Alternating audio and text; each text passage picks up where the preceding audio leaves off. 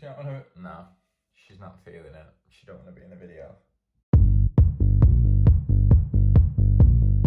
Hello everyone and welcome back to the most problematic place on the internet. So today we have a very big video. We are going to be, oh, she's back. You've decided to join us now. I'm sure you'll have seen her in my vlogs, but this is Coco. Today we are going to be going through how to write first class law notes. Don't get me wrong, I've got 2-1s in the past, it's fine. But for my first year of my law degree and throughout my second year, I've got firsts overall. So I'm going to be showing you how I basically do my notes. I know I briefly touched on this on my last day in the life, but I just wanted to actually dedicate a video to it. Before we get into it, I don't want you to think that this is like, you have to do this to get a first. This is the way you have to write your notes to get a first. It's not. This is how I've managed to get a first. Surprisingly, in my first and second year. I've got my exams coming up in 2 weeks, so hopefully I can continue that, but it's not the end of the world if I don't. If I get a 2-1, I'm still going to be very happy. First things first, I'm going to section it out into 3 different steps. Basically, I'm going to talk about my lecture notes, and then after that we're going to move on to reading notes, so all from my textbook reading, essential reading that gets set for each unit, for each module.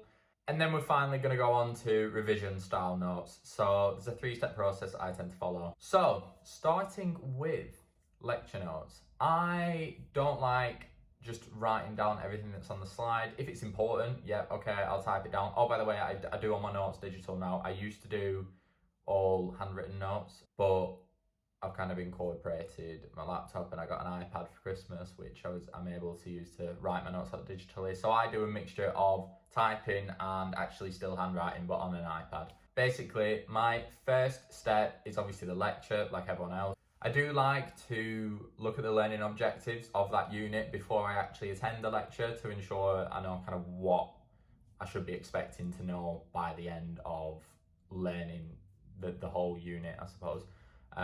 So that's the first step. I look at the learning objectives, see what exactly it's asking from me, I suppose, what content I need to focus on. It also gives you a good indication of what is examinable.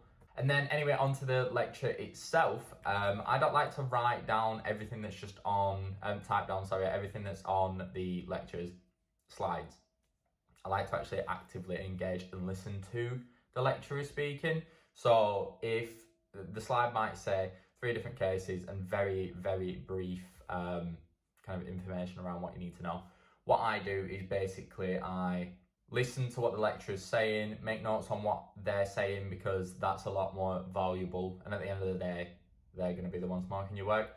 So that's very valuable for you to have in your notes. For example, if it's not on the slides or they're explaining quite a difficult area of law, it's good to kind of jot that down, but make sure you do it in bullet points, because if you are literally typing down word for word what they are saying, unless you type extremely fast, you're not going to be able to get everything down. So literally bullet point everything and put it in really simplistic terms, I suppose.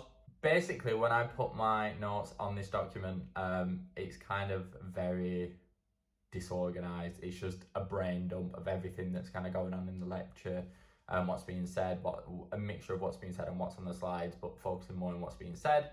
And then obviously at the end of the lecture, you'll have kind of an overview of the topic from like a top level form. So that's essentially the first step, and I'm sure that's the first step for everyone. I like to bullet point everything that's being said, everything that's on the slides. So it's easier for me to kind of digest the information that way. Then moving on to reading. Reading is something that people can get really flustered with. It's no secret that there's a lot of reading in law.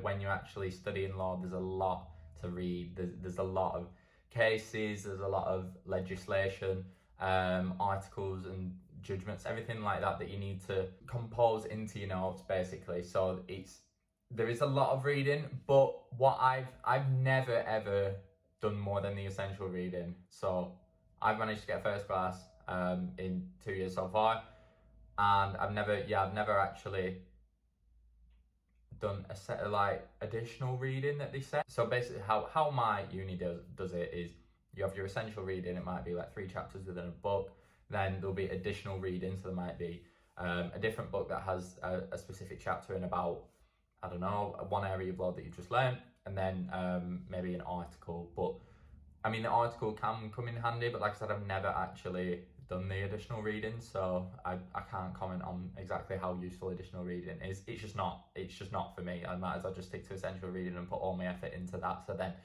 all the information that I need is in there anyway. That's why it's essential reading. When I'm doing my reading, I do active reading, I suppose it's called active reading. Essentially, what you're doing is when you're doing your reading, you're typing out notes in your own kind of own way that you'd word it. So, and the reading should only ever be to add on to the notes that you already have from your lecture slides and lectures in general. So yes, with my reading, essentially, I'm typing out everything that I suppose that is really important to know from the book, but then again, be sure to definitely make sure that it's something that's examinable when you're actually writing your notes out from the reading. So if the thing is with these textbooks is that they're very, very explanatory. So like a paragraph could literally be summarized in one simple sentence, but even then that might not be something that will pick up marks in the exam. So just make sure to keep that in mind, that not everything in the textbook you need to know, because not everything's you're getting marks for. And link this back to the learning objectives. Making sure that you reword things that are being said in the textbook to your own words is going to help out massively, because there's a lot of jargon, a lot of legal jargon, a lot of kind of, like I said, with the explanatory text, and just it's generally quite hard to grasp because they use big words essentially. And it can be cut down into your own words. So bullet point, add to kind of what you've already got from your lectures, and bullet point further just kind of the additional information that you need to pull from the reading, and that helps me massively. Putting it in your own words, especially because when you go back to it and you're reading it, you're not thinking, oh God, well, what the hell does this mean? It's not that kind of vibe. You're basically looking at it and you're saying, oh, this is how I know this is how I know it, because you've done it in your own words. Once I've got to this point, I've probably got about 8 pages of notes from lectures and my reading. It can be more, it can be less, but we'll just say the average is 7 or 8. Then we go on to revision notes. So I am a big advocate for consolidation. Condensing and consolidating your notes is going to help out so much in the long run. And seriously, it takes a day, one full day for each module, for example, one full day for each module to condense and consolidate the lecture and reading notes that you've got, so then it's kind of at its skeletal form. So how I condense and consolidate my notes is in the Cornell method. So first of all, I'll scan over my notes, kind of highlight everything that is very key information and then also in a different highlighter, maybe highlight things that essentially I might not need, or they're a bit too explanatory, or I just won't use it in an exam. That's what you've always got to think when you're condensing your notes is, am I going to use this in the exam? If not, scrap it. I like to use the Cornell method when I'm doing my notes, especially when it comes to revision notes, because you basically list your keywords on the left side, all the key main things. For example, if we're talking about murder, you can put on the left actus reus, and then to the right of that is when you put your main point.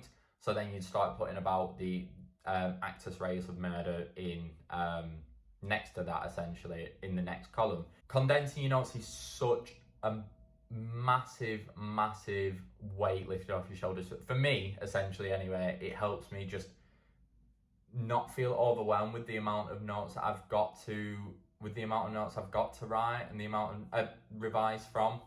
And it's definitely something that's helped me probably be more efficient with studying and with my revision when it comes to exam time. So I'm currently in consolidating mode at the moment, because yesterday I finished my last unit for the last module for second semester, and now it's just studying for 2.5 weeks, revision until my exams are over, 3 weeks I think.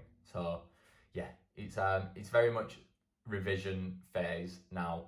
And this is where I start condensing my notes. I'm going to allocate bank holiday weekend this weekend, allocating 3 days. Basically, today I'll be condensing employment law notes. Tomorrow I'll be condensing family law notes. Monday I'll be condensing real estate notes. By condensing your notes, you're basically helping yourself out, because you might go from 8 pages to three sides of A4 paper, and it just makes you feel a lot less overwhelmed. Another thing as well that I like to do is mind maps. So I like to change my notes into mind maps, because I feel like I've got quite a photographic memory. So if I've got a mind map in the exam, I don't know if you've seen the Queen's Gambit, but you know when she's looking up at the ceiling and can see all of the chess pieces. That essentially is what I do when it comes to when I've written a mind map, and I'm in the exam thinking, well, what's this? I essentially look at maybe a blank wall, ceiling, and I kind of draw the mind map out in my head. So mind maps are a big thing for me. They help me with my revision. I will do a separate video on how I actually revise and study for exams. So yes, in conclusion, I do my lecture notes, bullet point everything, do my reading notes. This is on Microsoft Word as well, I've got to use Microsoft Word. And then in consolidation phase, I'll then condense it down, put it into the Cornell method, and then write them out as well as a mind map. Sometimes I also handwrite them out in the Cornell method too on my iPad, but that just depends on how I feel that day. Thank you so much for watching my, this video. I was going to say my latest video, but this video. Thank you so much for watching. I hope that you have a good study session after this. Go and do your work. Go and smash out some law. Or other subject if you're watching this and you don't even study law. I hope you have a lovely day. And on that note, if you would like to like the video, go for it. If you want to subscribe, go for it. But other than that, I shall see you in another video. Thank you very much. Bye.